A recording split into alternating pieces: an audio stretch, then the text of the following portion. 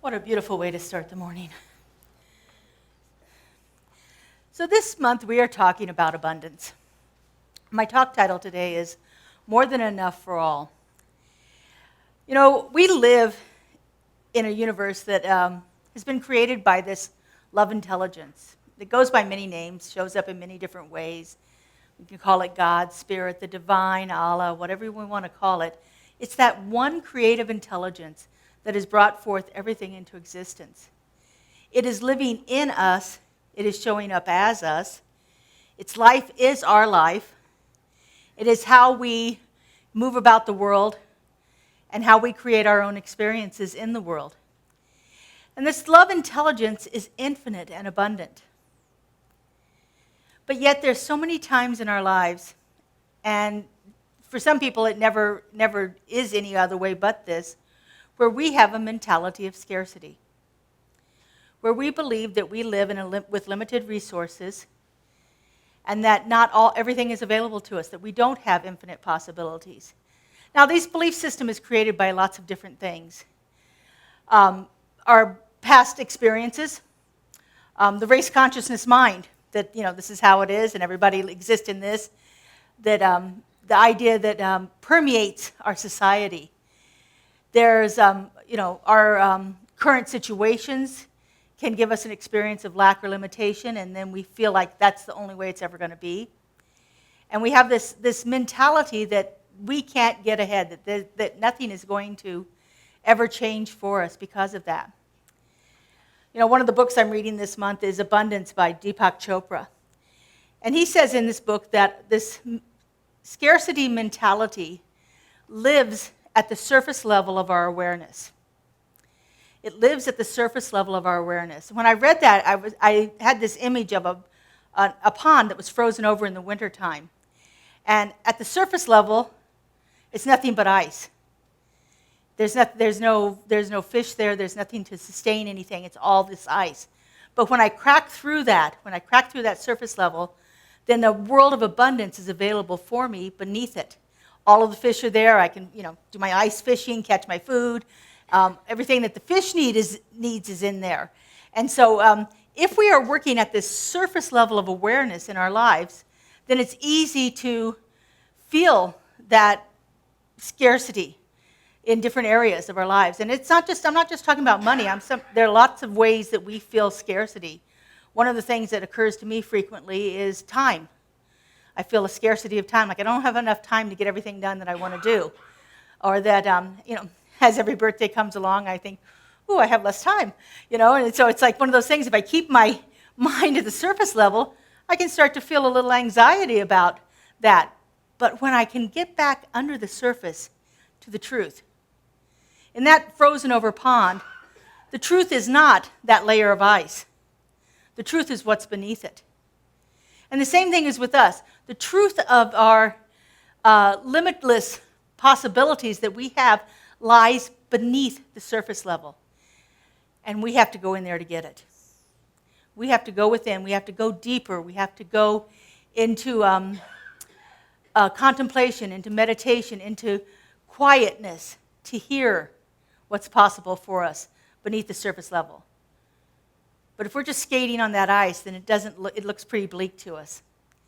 And so moving ourselves into that deeper level has been the work of all spirituality throughout the ages. You can find references to this idea in almost every spiritual text, that we have to move beyond the appearance and get to a deeper knowing of the truth that's always there available for us. And the more time we spend in the truth, the less time we experience those ideas that are on the surface level, like scarcity. In the Bible, the affirmation that we had today comes from the book of Luke. Part of it does. Part of the opening part of it. It's Father's good pleasure to give us the kingdom. It comes from when Jesus is speaking, it's during the Sermon on the Mount. And Jesus is speaking not to the entire population, not to everybody that's out there. He's speaking it to his disciples. He says these words, it's the Father's good pleasure to give you the kingdom. And when I was reading that the other day, I thought, well, Why isn't he telling everybody this? We go back to this idea that we have to be prepared to hear the word, because if we're not prepared to hear it, if we haven't done some of our own inner work to hear it, it stays at the surface level. It doesn't penetrate us. It doesn't go deep enough for us to have the realization of those words. I studied Joel Goldsmith, and he's always talking about not giving information to the unprepared ear. Because there are people that it only lands at that surface level. The truth of it doesn't penetrate into that place. We have to be doing our work to get to a place where we are receptive to it. It doesn't mean it isn't possible for us to have some experience of it at the surface level, but to have a deeper, longer lasting experience of it takes more work. It's like winning the lottery. If you win the lottery, I know there's this show out there, my father used to watch it all the time, about lottery winners who lose it all because they weren't prepared for it. They didn't have the consciousness to be able to hold on to that wealth in a way that would be beneficial in their lives. They just let it go. And so some of them wound up in even poorer conditions than they were before they won the lottery, because they just hadn't done the work to get to the place where they understood the value of the money and the way that the money works in life and how they need to work with it. It was just, all of a sudden, this abundance was hit upon them, and they let it go. In whatever way they let it go. And like I said, sometimes wound up in even worse conditions than they were at the beginning. But that amount of abundance is always available to us. If we can get below that surface level, we will have a greater experience of it, a more long-lasting experience of it, an experience of it that changes our lives in a way that lasts, not changes our lives in some superficial way that comes and goes, but actually changes our lives in a way that lasts. So, as we're working with this idea of abundance in our lives and having more than we could ever possibly need in our lives, there are lots of things around us that still push us away from that idea. Religion has been doing that for many, many years. That saying things like, money is the root of all evil. Don't get too big about yourself. You got to play small. It's better to be poor, and instead of being prosperous and so forth. And that these are ideas that many of the different world's religions, not so much in their spiritual text, but more in the way that it's practiced, more in the way that the people are believing it, that then begins to put those lack and limitation beliefs onto people. Oh, like I shouldn't want for too much. If I'm wanting for too much, then I'm not in a good place here. I need to be giving everything away and not ever wanting anything for myself.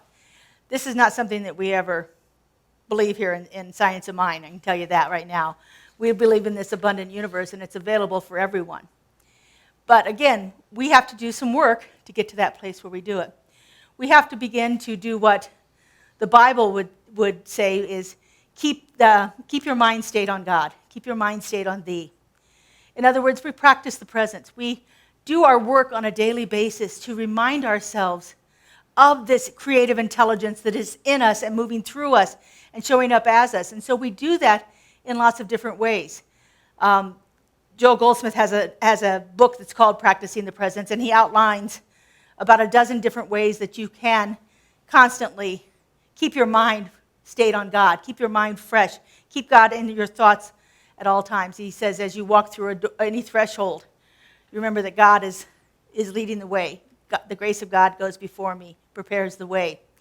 When you get behind the wheel of your car, God is the mind of every driver on the road. When you sit down to eat, you bless every hand that has touched the food, knowing that it is the hand of the divine. And so you keep your mind stayed on the divine throughout your day. And it builds that deeper level of awareness. And it stops us from living on the surface level so much.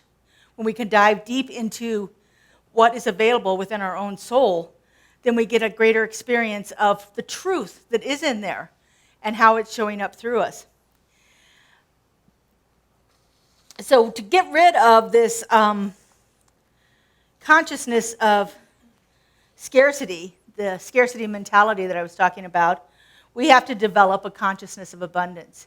And so we begin doing that by, again, through our contemplation, through our meditation, through observing things around us that are a demonstration of the abundance of God. I mean, if we looked out the window right now, there is an abundance of green leaves. Everywhere, there are more green leaves than any one of us could count. That is a representation of the abundance of the universe. If we look in the sky right now, I happen to know because I was out there this morning, there are tons of clouds. Thank goodness, because the rain's coming. Cool us off a bit. When we look around anywhere in our world, we get physical evidence of the abundance of the divine, of this creative intelligence that is always expressing itself. When we look at things in our lives from a scarcity mentality, we see the limits. But when we look at things in our lives from an abundance mentality, we see infinite possibility. And in infinite possibility, anything can happen. And if we keep our mind stayed on spirit and keep ourselves at that deeper level, below the surface of our awareness, then we know that those infinite possibilities are always going to be good. They are always going to show up in our life in a good way. It may not be the way that we're outlining it. It may not be the way that we say we want it to be, but it's going to be good and for our highest and greatest good at all times, because that's how spirit works. That's how it works through each one of us. It is constantly bringing itself forth into expression through us in all these different ways in our lives. You know, there are lots of examples of abundance happening in the world all the time. But again, we sometimes get stuck on this scarcity mentality. I was listening to a lecture of Goldsmith's a couple of weeks ago, and he's talking about the Depression, the Great Depression. Goldsmith was contemporary with Ernest Holmes, so he died in 1964. He lived through the Great Depression. And he's talking about the famine that was going on in the Dust Bowl during that time, and how there seemed to be so little food available for the people there. But then he said, in several different places around the country, there were warehouses full of food. It wasn't that it wasn't available to them, it just wasn't reaching them. For whatever reason, whoever had the idea that it needed to be stored and hoarded in a place where they kept it, but there was enough food for everyone there. We often think about third world countries, and we see pictures of people starving in these countries, and it's very real. They are actually starving. But there's no reason for them to be starving. We have in this world today all the technology possible to grow food in any condition. My niece is a librarian here in town, and she runs a hydroponic lab in the library. She's got a huge cluster of strawberries right now that she's growing inside of a library. There is no reason for us to not have food for everyone in the world. It's the scarcity mentality that is holding it, reserving it, keeping it away from people that need it. Because whoever has control of the funds and the resources and so forth have decided that they need to lock it in because they are living at that surface level of awareness. They are living in a scarcity mentality. And the thought is, if I give it away, there won't be enough for me. But there's no reason that we should ever exist in having those kind of conditions in our world. We have enough resources for it. We just have to distribute the resources in a different way to allow that to happen. And again, it comes through this developing our inner knowing, our identity within ourselves, not the surface level, not the conditions up here, not being at the whims of the effect and seeing all of that happening up on surface level. We have to take that deep dive in consciousness. You know, one of my professors in ministerial school, he taught quantum physics, says that consciousness is the ground of all being.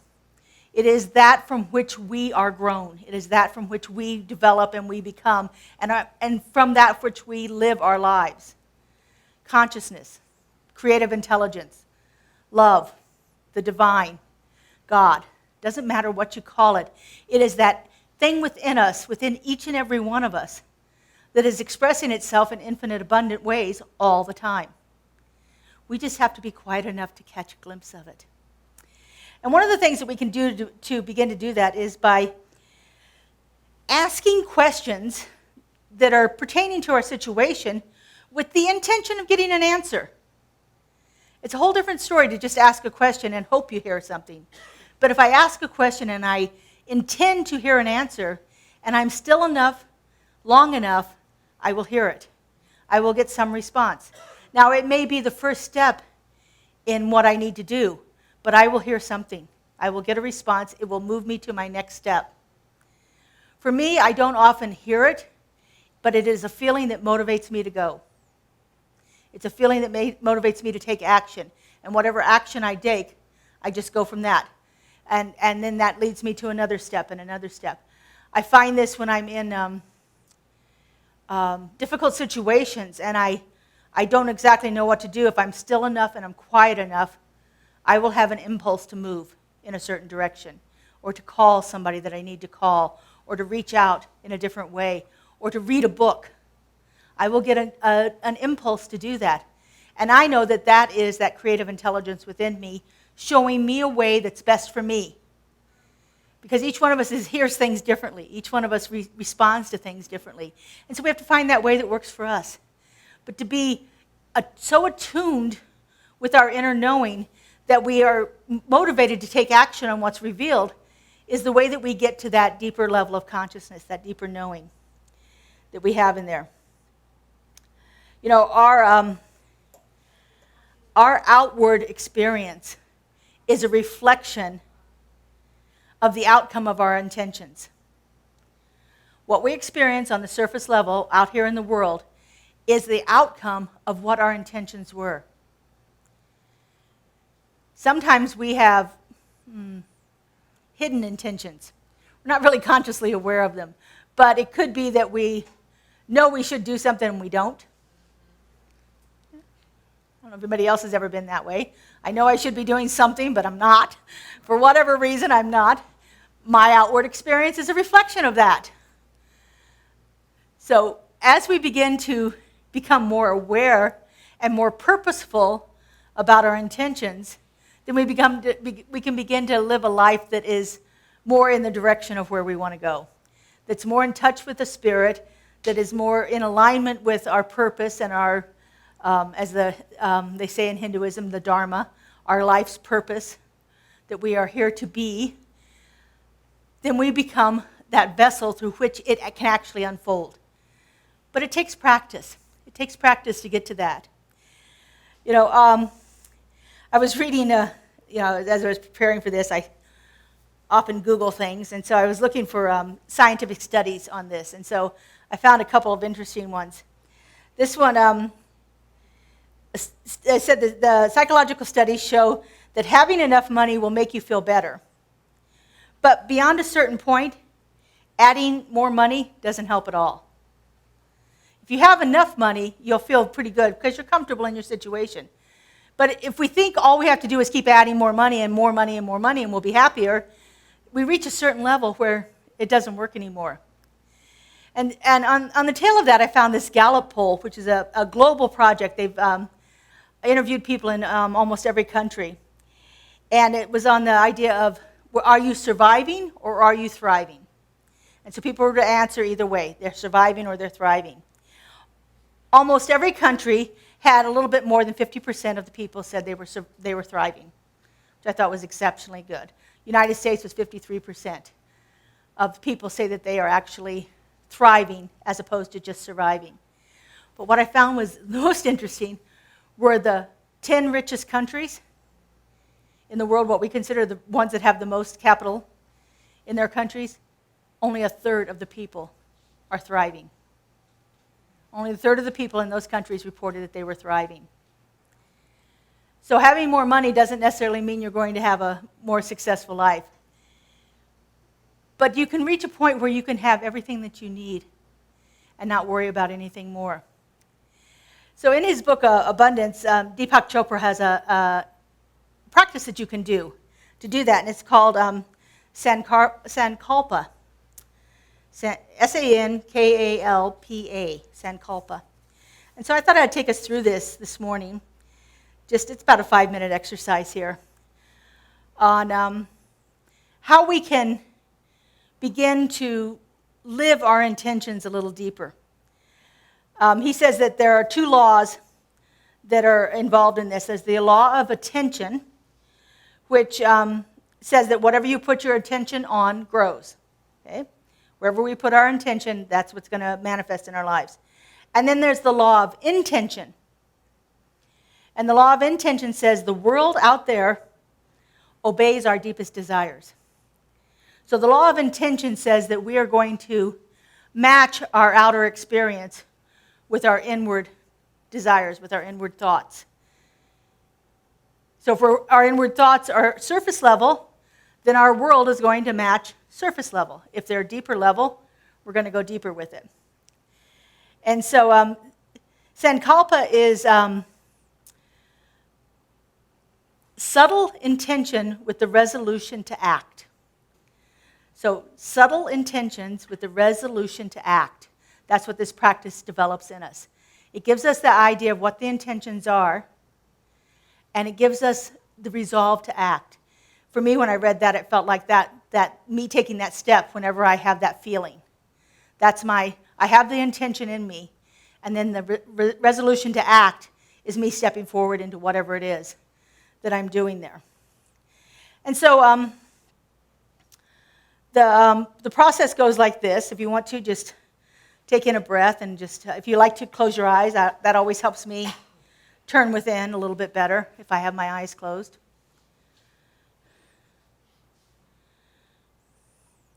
And the first step is just to be in simple awareness of what's going on inside of you.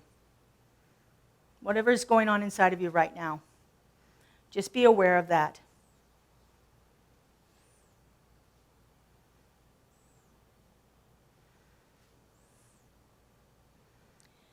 And as you become aware of it, try to be non-judgmental about it. Try not to attach any emotions, but just become calm and quiet inside.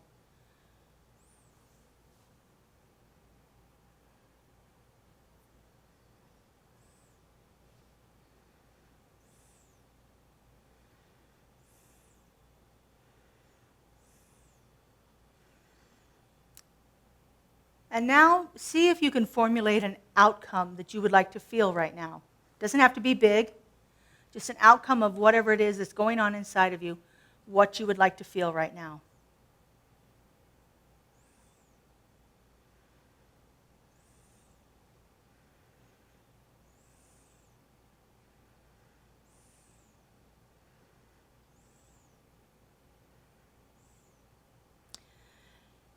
And allow that outcome to become an intention. Usually it's with an I statement. I am feeling, and you can fill in the blank. Or I am expressing. Whatever that is for you.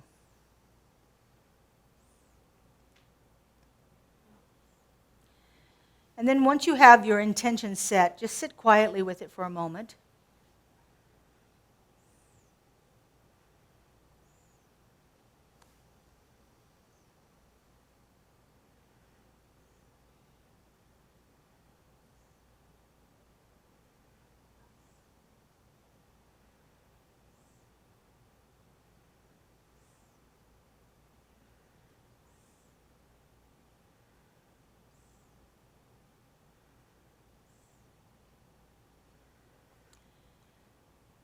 And now once you have formulated that intention, just begin to let it go with the understanding that you are going to get a response to it. You don't have to keep your attention on your intention anymore. Just know that you are going to get a response to that situation.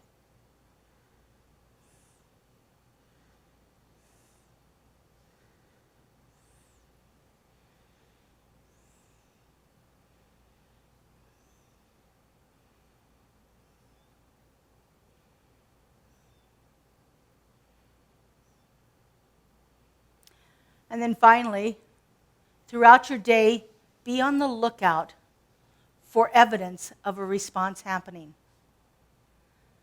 Begin to look for evidence of whatever that intention was that you set. Just like I said, when we look outside, we see evidence of the abundance of the divine. Begin to look for it. I often find this part is the most humorous because I'm always delighted to see how Spirit chooses to show up when I set an intention for something. Like I said, oftentimes it's not exactly what I had in mind at all, but that's what shows up. And so, as I was writing this and doing all my research and everything through there, I came across a story in the book of Exodus. And it's during the building of the temple. And Moses is there, and he tells the people, stop bringing us materials and resources and more workers. We have more than enough. Stop bringing these to us because we already have more than enough. Now, can you imagine getting to a place where you are able to say in your life, okay, I'm good. I don't need anything more. I think how exciting that was. Moses then told the people to find other people to help with their resources and so forth. Imagine getting to a place where we have more than enough and that we do not need to have anything. We can actually say, stop. I'm good. I don't need any more. I think that's when we reach that fulfillment of abundance in our lives, when we can even think that idea, I'm good. I don't need anything more. As I was reading this, I couldn't help but think about our building. I've been out there a couple times this week.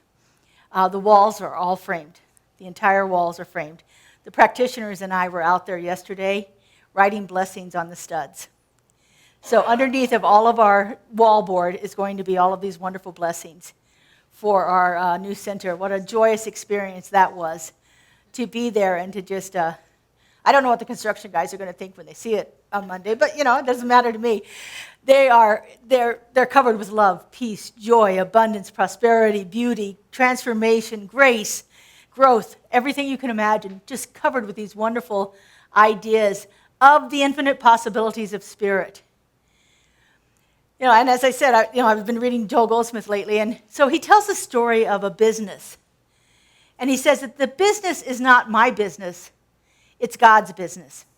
And I know that that's the truth for our new building and our new center as we grow it. This is God's center. It's not ours. This is a perfect idea in the mind of the creative love intelligence. And we are privileged and honored to be able to witness it unfold. And so I know that we are going to reach a point in the development of our center where we can stand there like Moses and say, we're good. Let's give this to somebody else. We have more than we need, more than we could ever imagine, we could ever have gotten. We have it. We are fulfilled with it. And now let's turn it outward into our community. That's my intention for this center. That's my intention for our community, for our building, and for everything that's happening here in the future as we develop this. We are going to be a place of amazing transformation in this community because we are working at that deeper level of awareness. We're no longer on the surface level here. We have gone deep. We have dived deep into it. And now we get to the joy and the honor of watching it unfold. And so I want you to know that with me as we move forward into occupying our building.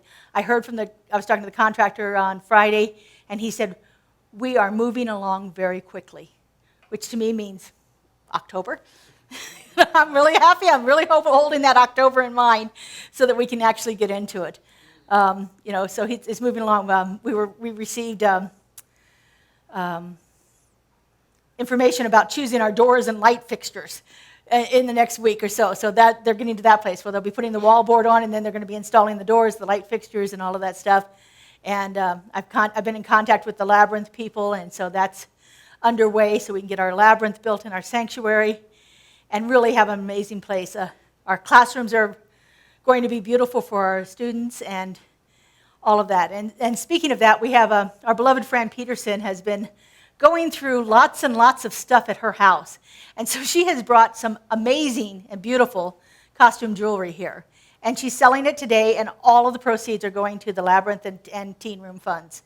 So if you would like to stop in the back of the kitchen area back there, she's got it all spread out for you to peruse and maybe buy, support. If you don't want a piece of jewelry, you can always donate something too.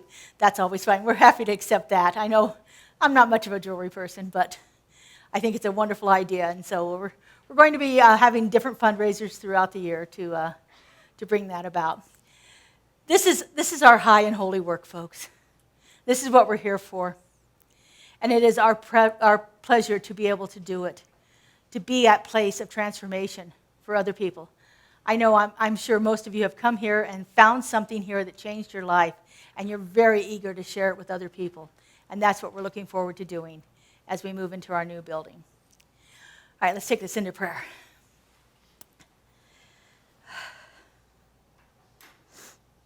If you're not familiar with our prayer, we call it spiritual mind treatment. It's affirmative prayer. We don't beg or barter or plead with the divine. We simply know truth. And it begins by aligning ourselves with Spirit, by taking that deep dive into consciousness, and then unifying ourselves with it, speaking words of truth, and then one of the most powerful practices of all, giving gratitude, and letting it go, just like we did with our intention. Let it go and watch for evidence of it to unfold. So if you're comfortable, close your eyes.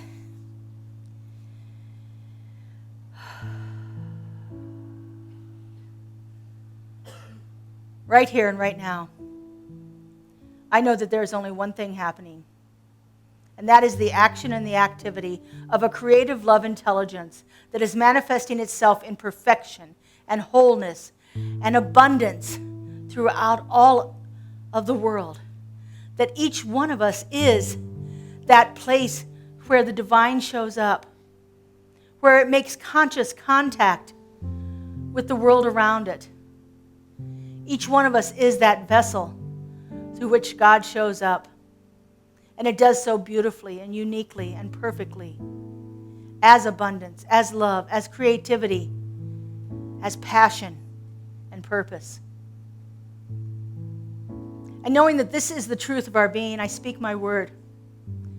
I know that right here and right now, each and every one of us is that conduit through which the abundance of Spirit is flowing easily and effortlessly. It is manifesting itself in every aspect of our life because it knows no limits. There is no lack in God. There is only this sense of fulfillment. And as it moves through each and every one of us, it delights in the pleasure to do so. It delights in seeing how each one of us shows up as it as we move about our day. And it shows up as an abundance of time, of money, of resources, of assistance, of love, of energy and health. There is no limit in the divine. And so therefore, I know there is no limit in each and every one of us. And how good it is to know this, how good it is to feel it, to see it happening in the world, to see it happening in our center, to see it happening on the face of each person before me. I know, and I am so grateful for this knowing. And so I release this word into that law, into that creative mind that says yes. Over and over and over again, it says yes, as it fulfills itself through us. I let this go, and I let it be. And together we say, and so it is.